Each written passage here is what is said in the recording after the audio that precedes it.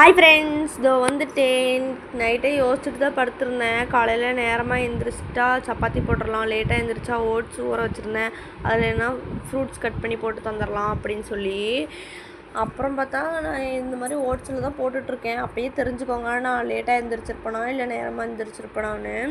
Oats கூட வந்து apple, மாதுளை, திராட்சை கொஞ்சம் இருந்துச்சு, அதையும் போட்டிருந்தேன். நல்ல வேளை ஜிம்முக்கு இவர் போகிறாரு, அது வந்து எனக்கு கொஞ்சம் ப்ளஸ் பாயிண்ட்டாக போயிடுச்சு. இந்த மாதிரி லேட்டாக இருந்துருச்சாலே எதனா சிம்பிளாக செஞ்சு தரலான்னு. இன்றைக்கி எல்லாமே லேட்டாக தான் நடந்துச்சு. தம்பியும் லேட்டாக தான் சாப்பிட்டான், லேட்டாக தான் தூங்கினான். இந்த நேரத்துலன்னு பார்த்து தான் நான் சோத்தை பாருங்கள் வடிக்கிறதுக்கு வச்சிட்ருக்கேன்.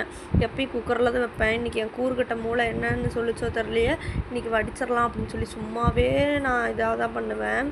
இன்னும் இதில் லேட்டாக போகுது. இதற்கு தேவையான பொருள் இஞ்சி பூண்டு விழுது, வெங்காயம், தக்காளி, கருவேப்பிலை, இது மட்டும்தான். அப்புறம் ஒரு வாணலில் இன்றைக்கின்னு பார்த்து கடலை எண்ணெயெல்லாம் ஊற்றி செஞ்சுருக்கேன் பாருங்களேன். கடைசியில் தான் என்னென்னு தெரிய போகுது.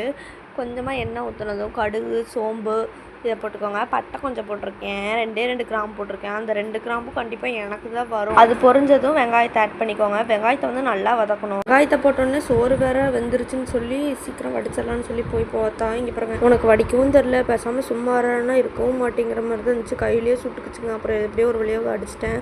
வடிச்சிட்டு வந்து பார்த்தா சிம்மில் வச்சு தான் காற்றடிச்சு ஆஃப் ஆயிடுச்சு. நீங்கள் வதக்கிறத வச்சே நீங்கள் வந்து ஒரு ஜாயின்ட் ஃபேமிலியாக இல்லை வந்து தனியாக தான் இருக்கீங்களான்னு கண்டுபிடிச்சிக்கலாம். நல்லா வதக்குனிங்கன்னா ஜாயின்ட் ஃபேமிலின்னு நல்லாவே தெரிஞ்சுக்கலாம். அப்புறம் அதை வதங்கினதும் இஞ்சி பூண்டு பேஸ்ட்டு போட்டுக்கோங்க.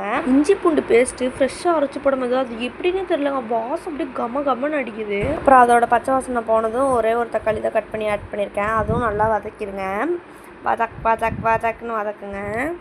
அது வதங்கினது கும்பி பாகம் 2 ஸ்பூன் மிளகாத்தூள் தான் போட்டிருக்கேன். ஏன்னா ஒரு காரம் சேர்த்து இருக்கக்கூடாதுன்னு சொல்லியிருக்காங்க, அதனால் 2 தான் போட்டிருக்கேன். இல்லைன்னா ஒரு 4-5 ஸ்பூன் போடுவேன். ஏன்னா காரமாக சாப்பிட்டா தான் எனக்கு ரொம்ப பிடிக்கும். அப்புறம் மல்லித்தூள் 1 ஸ்பூனு, கரம் மசாலா 1 ஸ்பூன் போட்டு நல்லா கிண்டி விட்டுட்டு அரைச்சி வச்சுருக்க தேங்காய் பேஸ்ட் எடுத்து சேர்த்திக்கோங்க. அதையும் நல்லா கிண்டிட்டு சிக்கன் எடுத்து ஆட் பண்ணிடுங்க. நான் எப்பயும் வந்து இந்த மாதிரி வைக்க மாட்டேன், வேறு மாதிரி தான் வைப்பேன் நானே மசாலா அரைச்சி.